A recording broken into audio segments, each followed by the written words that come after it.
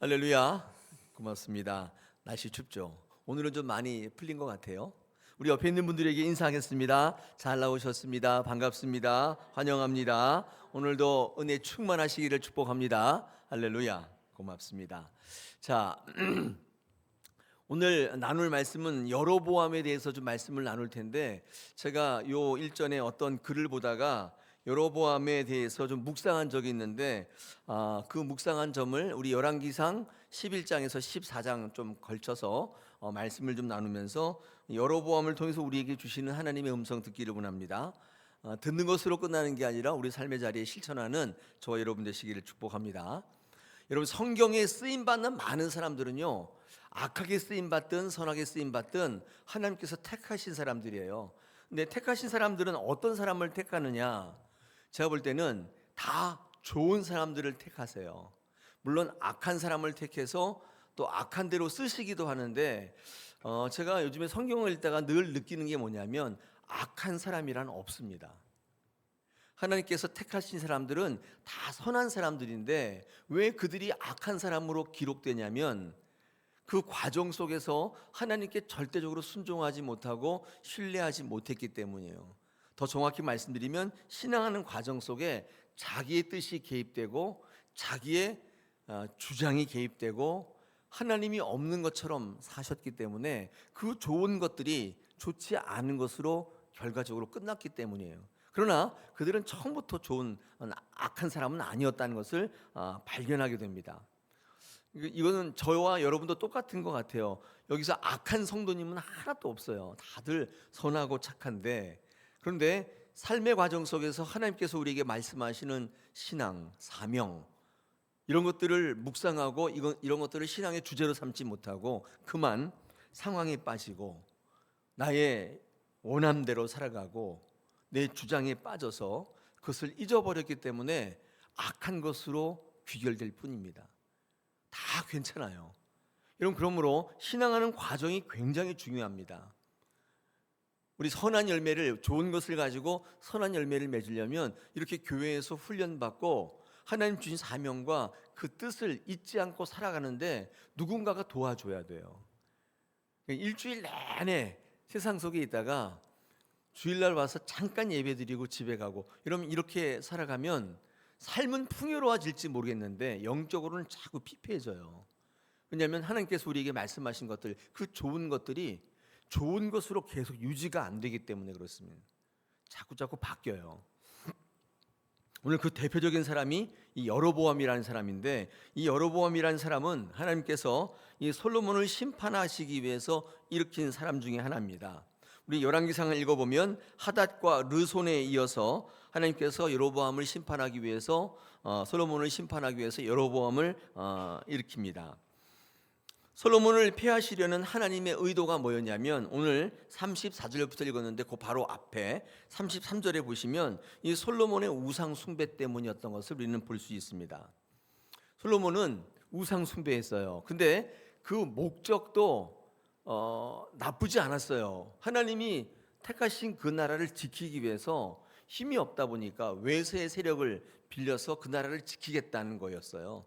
근데 그 나라를 지키려다 보니까 그 나라가 그냥 힘을 원조해 주는 게 아니라 그 나라와 이렇게 정략적인 결혼을 하다 보니까 믿지 않는 왕비들이 들어오게 되고, 그래서 우상 숭배하게 되었어요. 솔로몬도 하나님 앞에 가면 할 말이 참 많아요. 내가 하고 싶어 했냐? 내가 그렇게 하고 싶어 한 게 아니라 하나님께서 다윗 왕조를 허락하시고 이 나라를 선민 삼아 주셨는데 이 나라를 지키려다 보니까 그렇게 된 거다, 이렇게 할 말이 있잖아요. 근데 아무리 목적이 좋아도 수단이 목적을 정당화할 수는 없어요. 그래서 이 솔로몬은 우상 숭배하게 되었습니다. 이 우상 숭배 때문에 하나님께서 다윗을 통해 약속하신 것들을 거둬들이시고 이 솔로몬을 이제 폐하시기로 결정했습니다. 아무리 다윗의 아들이라도 하나님은 반드시 그 잘못을 따지고 넘어가세요. 특히 우상 숭배의 죄는 더욱 그렇습니다. 여러분, 솔로몬의 치적이 있잖아요. 하나님 앞에 내세울 만한 치적이 뭐 있죠? 솔로몬이 뭐가 있을까요? 성전을 지었다고요. 하나님의 성전을 지었는데, 여러분, 그 성전을 지었다고 이 솔로몬의 우상 숭배를 그 죄를 덮어주시진 않는다. 제가 이렇게 성경을 읽으면서 오늘 첫 번째 묵상인데, 솔로몬이 그 위대한 업적을 남겼는데 이것으로 이렇게 상쇄하면 안 되겠냐, 쌤. 근데 하나님께서 그렇게 안 하세요.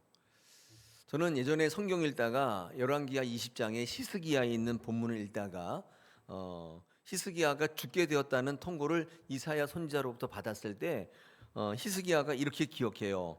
우리 열왕기하 20장 3절에 보니까 여호와여 구하오니 내가 진실과 전심으로 주 앞에 행하며 주께서 보시기에 선하게 행한 것을 기억하옵소서 하고 히스기야가 심히 통곡했다.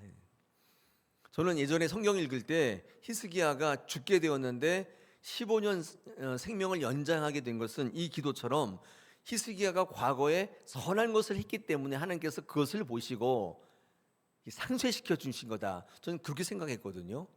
근데 성경을 읽다 보니까 그런 게 아니라는 생각을 이제 하게 되었습니다. 하나님은 여러분이 과거에 어떤 일을 잘했다고 해서 지금 잘못을 덮어주시거나 그것을 모른 척 하시는 분은 아니에요. 반드시 셈하세요.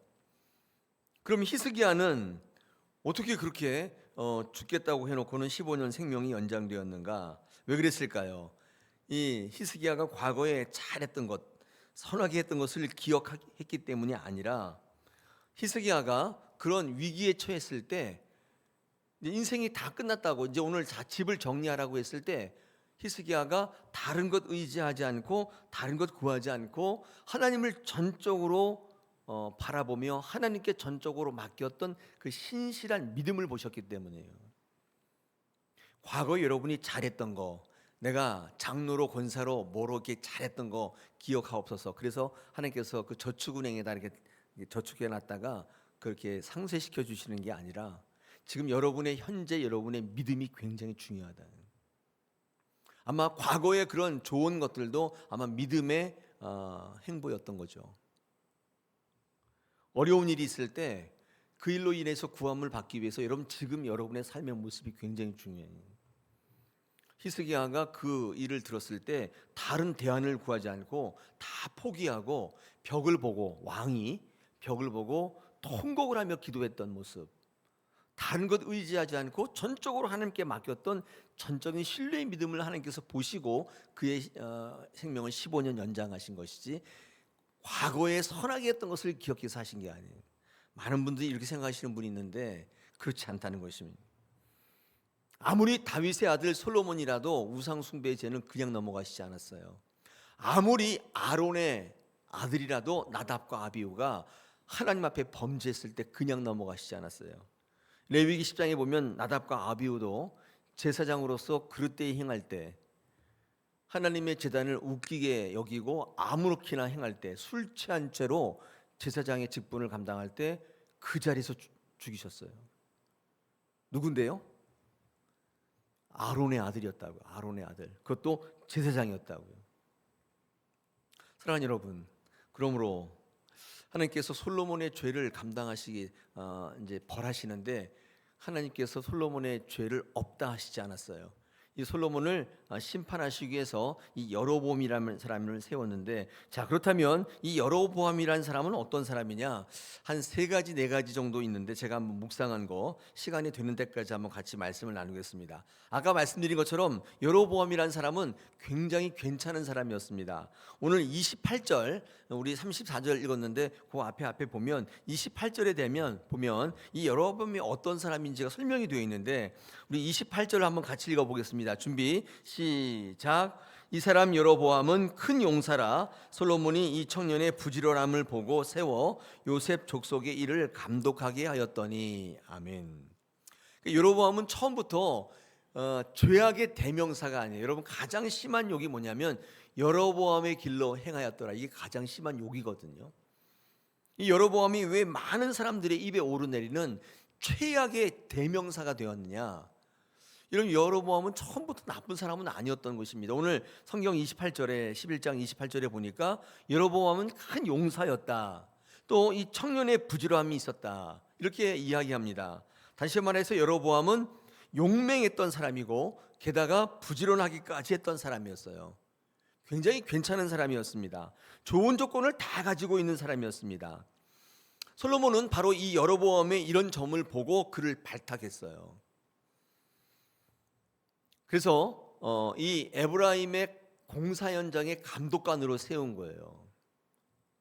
근데 이 에브라임의 공사가 어떤 거였냐면 이 밀로 성하고 다윗성을 보수하는 데 드는 공사였는데, 여러분 밀로성은 유다성을 얘기합니다. 유다 민족들이 사는 성이고, 다윗성도 마찬가지죠. 유다 민족이니까.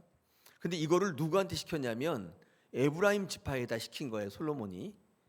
그러니까 에브라임이 얼마나 열받았겠어요. 그리고 그 당시에 보수공사나 건축은 전부 노예들이 하는 거였는데 거기다가 에브라임 족속을 투입을 했으니까 굉장히 모욕감을 느꼈겠죠.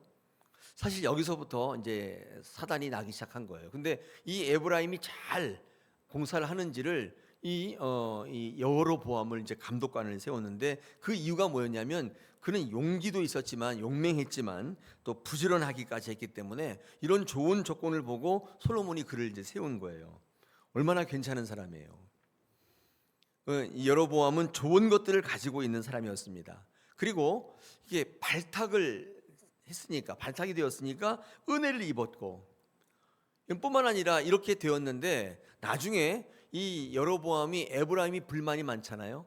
이게 에브라임이 이렇게 보니까 여로보암이라는 사람이 참 괜찮아요. 용맹도 있고 부지런하기까지 하고, 그러다 보니까 이 여로보암을 에브라임이 자기네 지도자로 삼은 거예요. 그러니까 솔로몬은 지금 에브라임에게다가 그냥 그 지도자를 이렇게 던져준 꼴이 된 거예요, 사실은. 에브라임이 나중에 쿠데타를 일으키는데 그때 이 여로보암이 거기 지도자가 되는 거예요. 그러니까 좋은 것을 통해서 이 솔로몬이 그를 감독하라고 세웠는데 오히려 그것이 솔로몬에는 아주 안 좋게 된 거죠.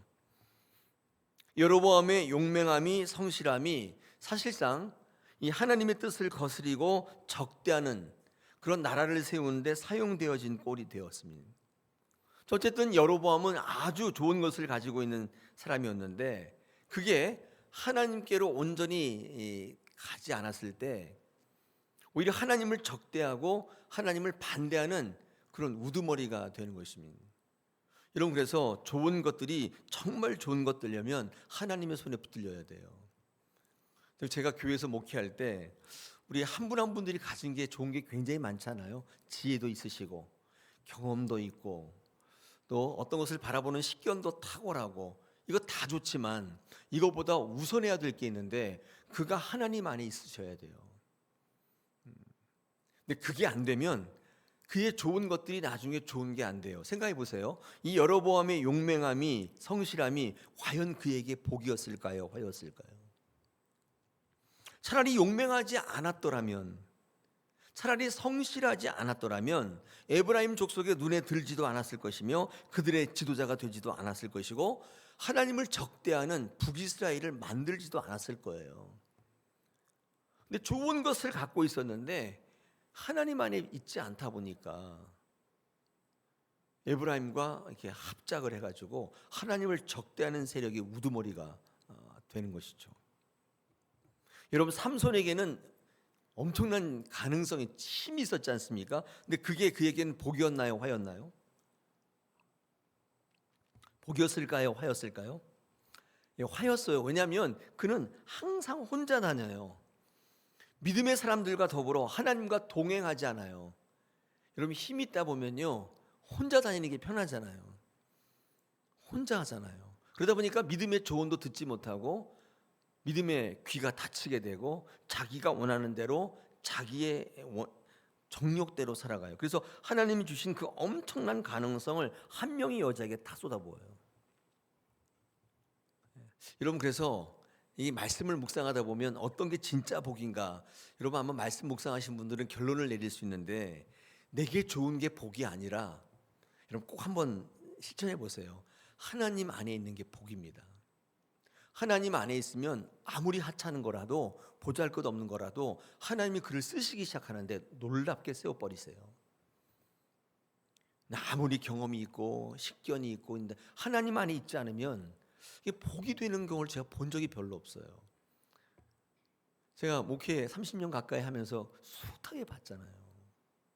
제가 이렇게 애타게 여러분들에게 권면하는 이유가 있는데, 여러분 그 권면을 한번 들어보십시오. 내가 좋은 것을 갖고 있을수록 하나님 안에 있기를 애쓰셔야 돼요. 여러분, 우리 성도들이 하나님 안에 있는데 있기를 추구하는 가장 확실하고 보편적 방법이 뭘까요? 저는 우리 권사님 예배라고 생각합니다. 여러분, 예배 나오기 지겨우시죠? 힘드시죠? 특히 수요일, 이 수요 사경에 오는 거 너무 힘드시죠? 다 쓸데없는 일 같이 보이시죠? 여러분, 그렇지 않아요. 내 스스로가 하나님 안에 있도록 나를 훈련하고 연단하는 가장 보편적이며 일반적인 방법이에요. 근데 이거를 버려두고 난 다른 거 하겠다, 그렇게 하지 마세요. 어렵습니다. 다 해봤어요. 이 시간에 여기 안 오고 저기 산에 올라가서 한번 기도해봐야겠다, 해봤어요. 근데 보편적이지 않아요. 한두 번 하다 끝난단 말이에요. 그러면 예배 드리는 분위기도 지속성도 다 깨져요. 결과적으로는 아무것도 안 되게 만들어요. 여러분, 교회가 왜 이렇게 상설적으로 예배를 만들어 놓고 여러분의 믿음의 멍석을 깔아 놓냐면 지속성을 담보하기 위해서요. 한번 해보세요. 여러분의 좋은 것들이 정말 좋은 것으로 열매 맺게 돼요. 좋은 거 갖고 있는데 이게 나중에는 별로 좋지 않은 게 돼요. 오늘 여러분 11절 37절을 보시면 37절 38절에 이 원래 여로보암에게 하나님께서 그를 솔로몬을 이제 패하기로 결정하시고 글을 쓰셨잖아요. 그리고 글을 쓰고 버리는 게 아닙니다. 얼마나 큰 약속을 해주냐면 37절 38절 한번 읽어보겠습니다. 내가 읽어보겠습니다.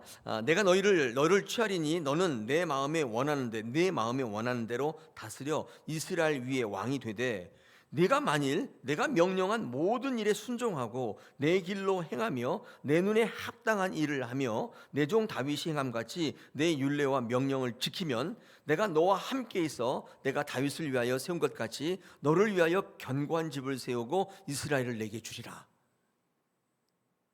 이거 엄청난 거 아니에요? 여러분, 이 여로보암에게 솔로몬을 패하고 다윗의 뒤를 잇게 하실 하나님 생각이 있으셨던 거예요. 솔로몬의 우상 숭배 때문에 하나님은 이스라엘을 솔로몬에게서 거두어 들여서 여로보암에게 주실 생각을 가지고 있었어요. 다만 성경 보면은 이 솔로몬의 생전에는 그렇게 하지 않겠다, 다윗이 있었기 때문에 그렇게 하지 않겠다, 그의 아들 때에 그렇게 하겠다, 이렇게 말씀하시는 걸 읽을 수 있죠. 하나님께서 솔로몬에게서 잔을 옮기셔가지고 촛대가 넘어가요. 여로보암에게 기회를 준다, 그 말이에요. 여러분, 그러나 여로보암은 이 기회를 붙잡지 못하잖아요. 이유가 뭐냐면 하나님 안에 있지 않았어요. 사랑하는 성도 여러분, 내가 뭔가 조금 좋은 걸 가지고 있다고 생각하시는 분들은 하나님 안에 있기를 연습하셔야 돼요. 한번 해보세요. 오늘 이 시간에 여러분과 나누고 싶었던 묵상이에요. 예배 안 하고 다른 거 안 하고 뭐 하면 좋을 것처럼 보이잖아요. 절대로 그렇지 않습니다. 좋은 게 열매가 되지 않아요.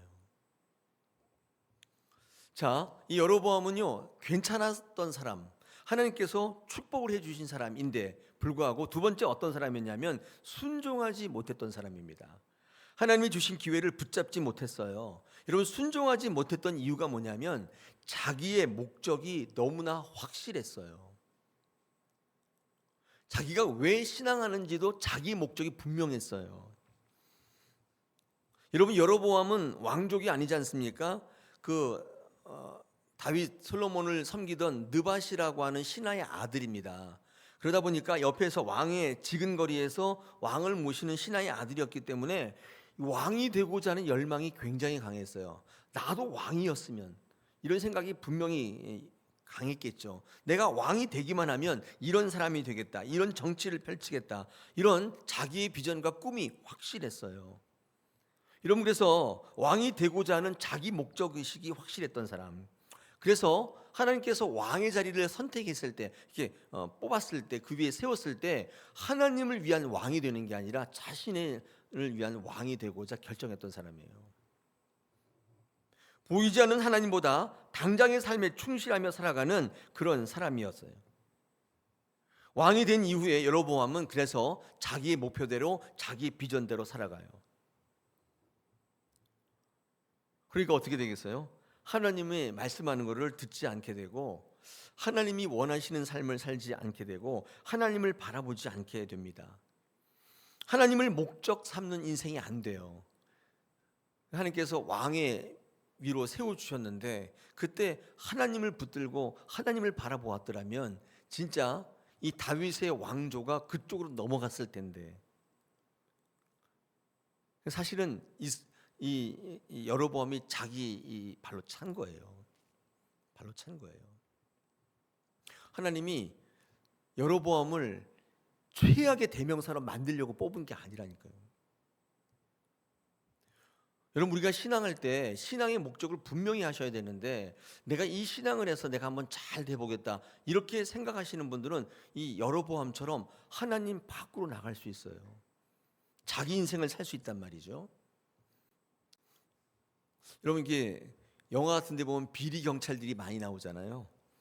경찰 임관할 때 이 선서한다고 그래요. 민중의 지팡이가 되겠다 뭐 이렇게 제가 TV에서 봤는데, 그 선서를 하고 임명 사령장을 받고 이제 경찰관으로 임명이 되는데, 이 경찰됨의 목적이 굉장히 중요하다고 합니다. 이 경찰 임관할 때 어떤 사람이 나는 경찰청장이 꼭 되겠다 이런 목표를 가지면 비리 경찰이 될 가능성이 많대요. 국민을 위하여 억울한 사람이 없게 나는 민중의 지팡이가 되겠다 이런 목적 의식을 가진 사람이라면 이 비리와는 좀 거리가 있을 수 있다는 거예요. 여러분, 같은 경찰이라도 경찰 생활하는 목적과 비전이 어떠냐에 따라서 달라질 수 있다는 거예요. 여러분, 경찰도 그러는데 우리 신앙은 똑같습니다. 신앙도 똑같아요. 내가 왜 신앙하느냐, 내가 왜 예수 믿느냐, 이 목적의식이, 비전의식이 분명히 중요합니다. 거의 결정적이에요. 예수 믿어서 잘 살아보겠다, 내가 부자 한번 되게 보겠다, 행복한 삶을 누려보겠다, 내가 나 되겠다 이렇게 목적을 삼는 순간 여로보암 같이 될 가능성이 굉장히 큽니다. 기회를 줘도 붙잡지를 못해요. 하나님 안에 있지 않기 때문에. 여러분, 그렇게 생각하지 않으세요? 여로보암은 자신에게 기회를 주신 하나님 앞에 감사하며 순종함으로 나가지 못하고 자신에게 찾아온 기회를 지키기 위해서 하나님을 정면으로 도전하는 정책으로 바꿔요. 삶을 그렇게 바꾼다고요. 사람들에게 신임을 받는 사람이 되겠다고 결정해요. 하나님 앞에 잘했다 칭찬받는 종이 되어야 될 텐데 그건 다 없애버리고 사람이 나를 어떻게 보느냐 이거에 계속 신경을 써요.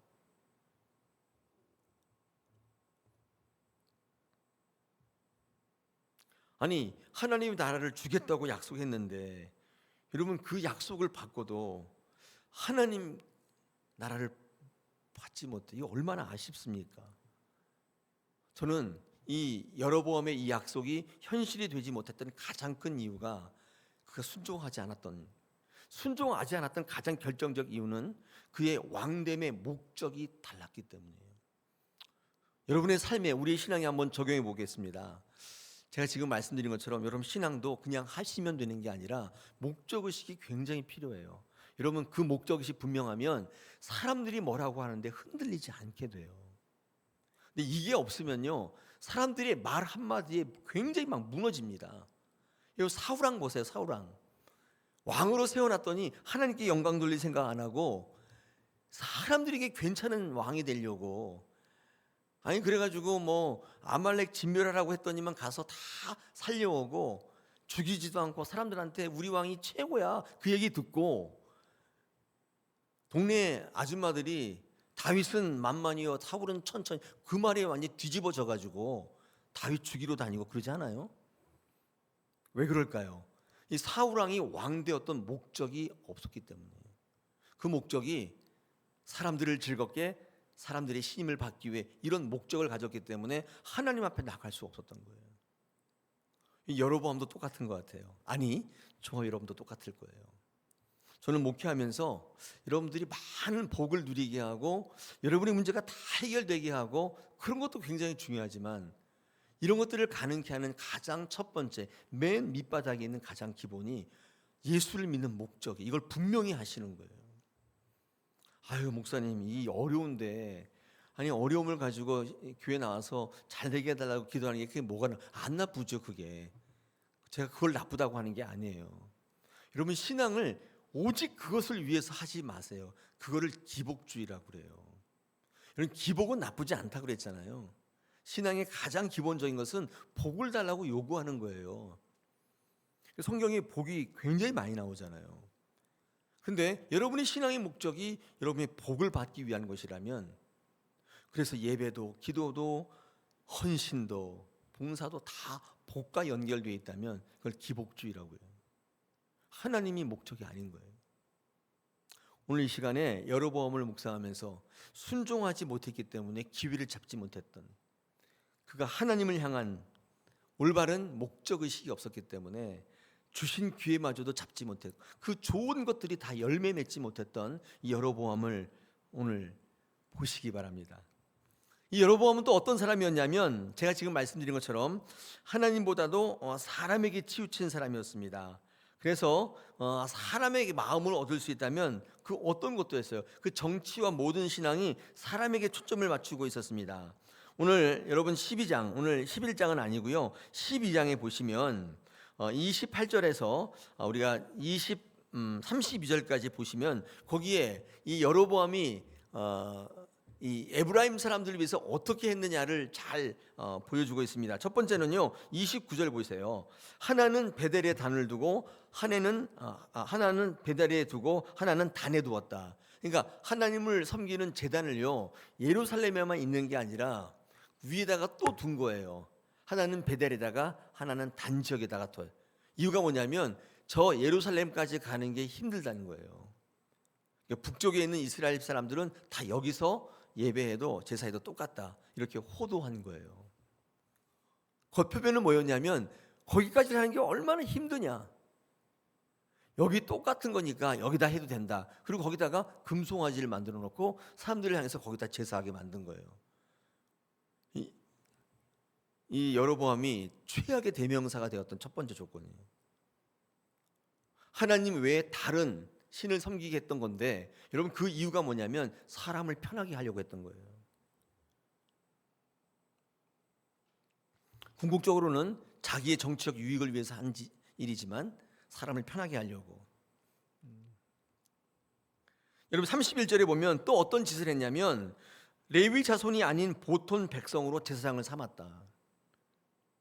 레위 자손을 제사장으로 해야 되는데 그렇게 안 하고 원하는 사람 다 해.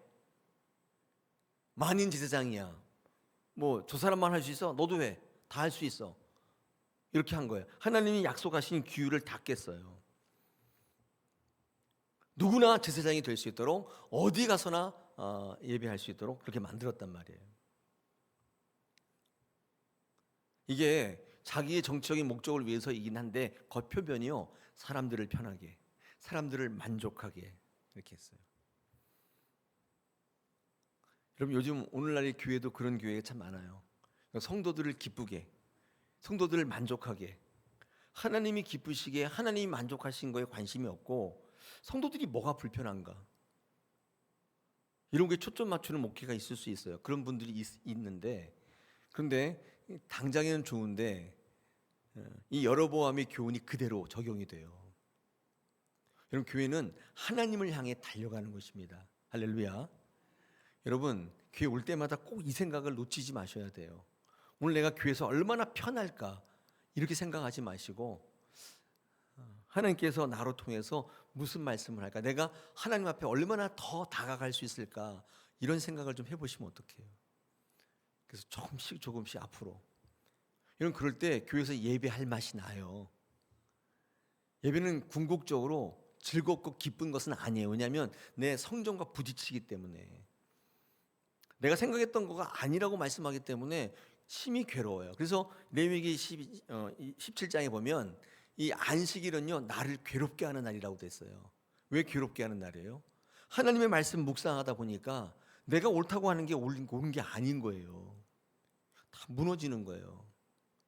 그래서 안식일이, 주일도 마찬가지인데 하나님 말씀 듣다 보면 내가 좋아하던 것들, 내가 옳다고 하는 것들이 다 무너지고 하나님이 주인 서다 보니까 그게 재밌어요?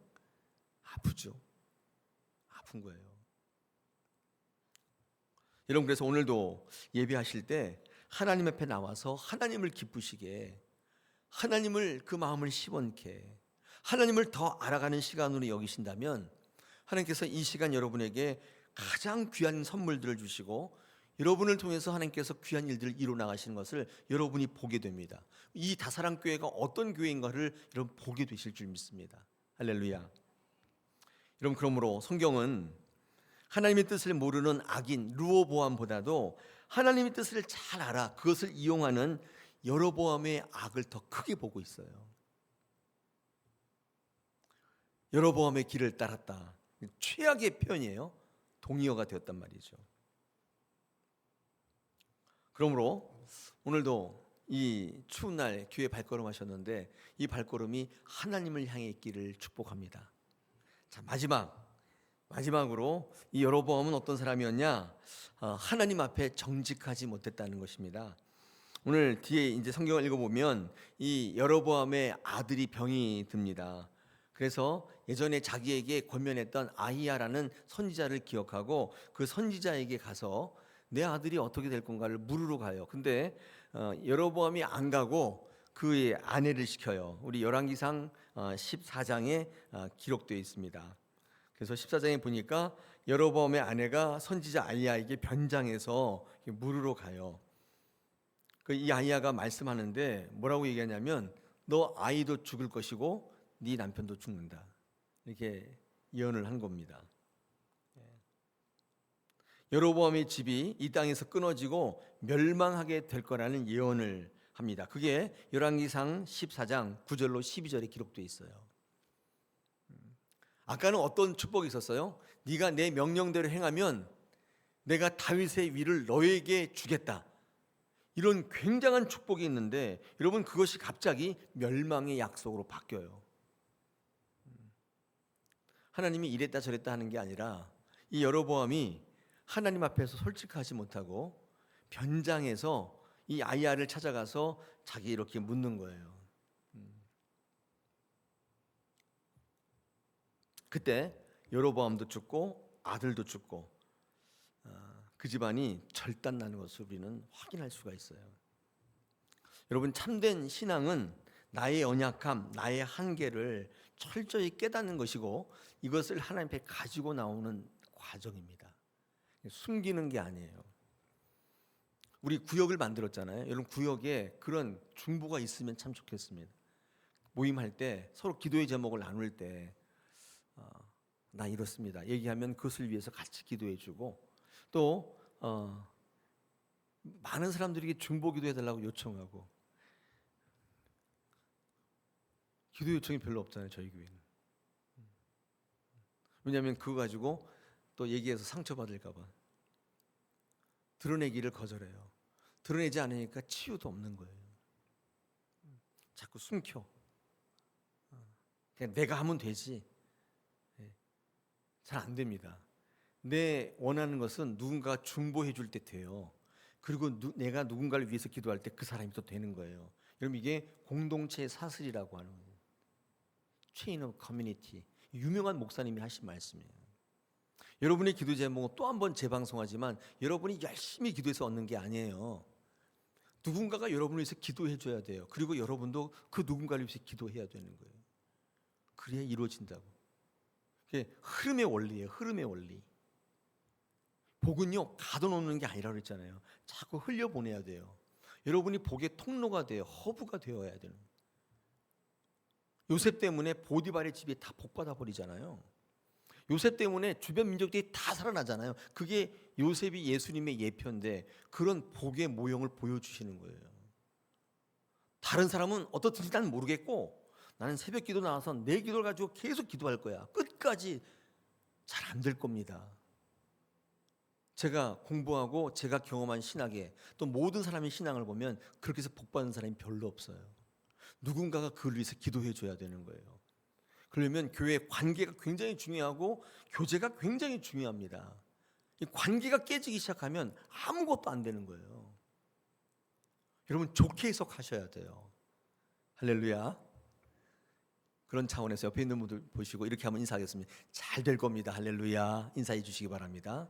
잘 될 겁니다. 할렐루야. 네. 여러분 판단하지 마세요. 딱 보니까 안 될 것처럼 보이잖아요. 그래도 안 된다고 얘기하지 마세요. 그냥 잘 될 거라고 얘기해 주세요. 잘 돼요. 축복해 주세요. 그럼 된단 말이에요. 내가 판단한 대로, 내가 예측한 대로 안 됩니다. 그렇게 안 돼요. 우리 다사랑교회는 만나는 분들마다 잘 안 되는 게 보이지만, 안 되는 게 보이지만 감싸 주세요. 잘 된다고 얘기해 주시고 격려해 주세요. 제가 늘 얘기해요. 잘 돼요. 할렐루야. 여러분, 그래서 이 여로보암은 사람들을 좋게 하려고, 그래서 하나님 앞에 정직하지 못해서 변장하고 나가면 하나님이 모르실 줄 알았어요. 끝까지 하나님을 속일 작정이었어요. 이처럼 여로보암은 매번 눈앞에 상황만 해결하려고 했어요. 진정한 문제는 지금 눈앞에 있는 아들의 병인 것 같지만 더 깊은 문제는 자기의 죄악인 것을 깨닫지 못했어요. 하나님 앞에 온전히 서지 못하는 자기의 모습이라는 사실을 몰랐어요. 그 아들의 병이 무슨 문제인 것처럼 보였지만 그게 아니었던 거예요. 정말 하나님 앞에 나가야 될 사람은 자기였다는 사실을 몰랐어요. 여러분, 아직도 사태의 위급함을 잘 몰라요. 영적 무지 때문이죠. 여러분, 고난이 우리한테 찾아올 때 우리는 한번 돌아봐야 됩니다. 나의 무지함이, 나의 완악함이 이 고난의 출발점이 아닌지 보셔야 돼요. 여러분, 오늘 14장 4절에 보니까 아이야가 나이가 많아서 눈이 어두워 보지 못했다고 되어 있는데, 여러분, 하나님의 사람도 나이 들고 신체적으로는 외적인 어려움이 있고 눈이 어두워서 잘 보이지 않고 판단할 수 없을 때가 있겠죠. 그러나 성경은 정작 보지 못하는 이는 여로보암이라고 말씀하고 있어요. 아이야가 아닙니다. 우리가 보지 못하는 것은 나이 때문이 아니라 하나님을 모르는 무지 때문인 거예요. 자, 오늘 이렇게 여로보암에 대해서 좀 묵상했는데, 가끔은 이 수요사경회 때 성경적 인물을 통해서 우리에게 말씀하시는 하나님을 좀 묵상하면 참 좋겠다는 생각이 듭니다.